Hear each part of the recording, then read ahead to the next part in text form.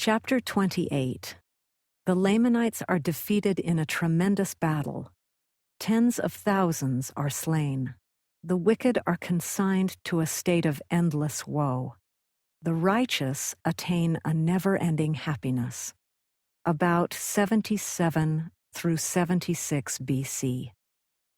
And now it came to pass that after the people of Ammon were established in the land of Jershon, and a church also established in the land of Jershon, and the armies of the Nephites were set round about the land of Jershon, yea, in all the borders round about the land of Zarahemla, behold, the armies of the Lamanites had followed their brethren into the wilderness.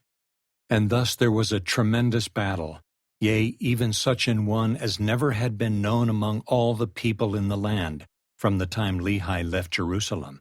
Yea, and tens of thousands of the Lamanites were slain and scattered abroad.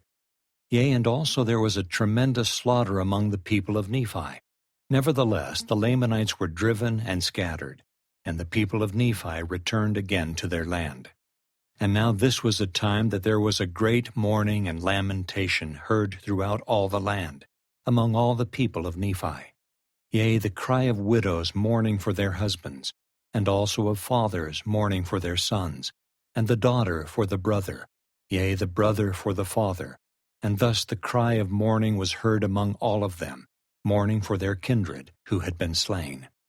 And now surely this was a sorrowful day, yea, a time of solemnity, and a time of much fasting and prayer. And thus endeth the 15th year of the reign of the judges over the people of Nephi.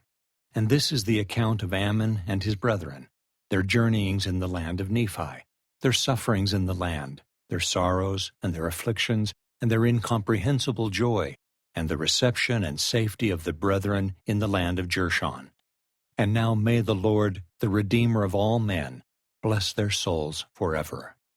And this is the account of the wars and contentions among the Nephites, and also the wars between the Nephites and the Lamanites.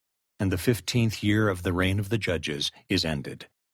And from the 1st year to the 15th has brought to pass the destruction of many thousand lives.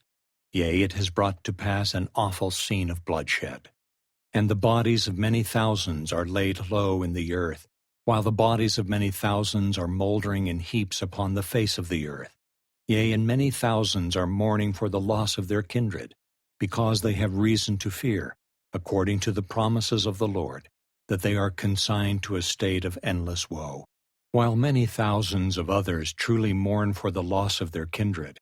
Yet they rejoice and exult in the hope, and even know, according to the promises of the Lord, that they are raised to dwell at the right hand of God, in a state of never-ending happiness. And thus we see how great the inequality of man is because of sin and transgression, and the power of the devil, which comes by the cunning plans which he hath devised to ensnare the hearts of men. And thus we see the great call of diligence of men to labor in the vineyards of the Lord, and thus we see the great reason of sorrow, and also of rejoicing, sorrow because of death and destruction among men, and joy because of the light of Christ unto life.